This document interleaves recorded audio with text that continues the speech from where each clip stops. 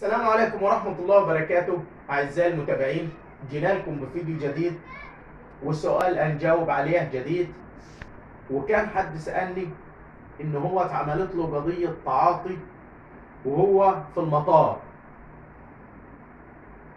النهاردة بقول لك على ثغرة قانونية.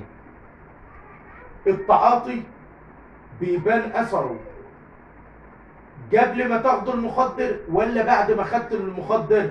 المفترض والعقل والمنطق وبالبديهي ان هيبان اثره بعد ما انت تاخد النوع المخدر اللي انت اخدته.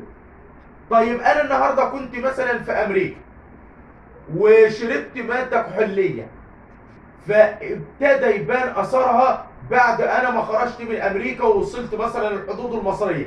هل يطبق علي القانون المصري؟ القانون المصري مثلا هنا بيجرب مثلا الكحوليات، لكن في امريكا مش مجرب، فما بيطبقش عليك التعاطي لو انت جاي من خارج البلاد.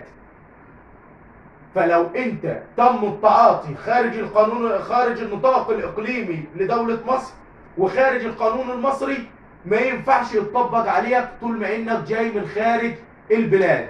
انتظروني في فيديو جديد ومعلومة جديدة.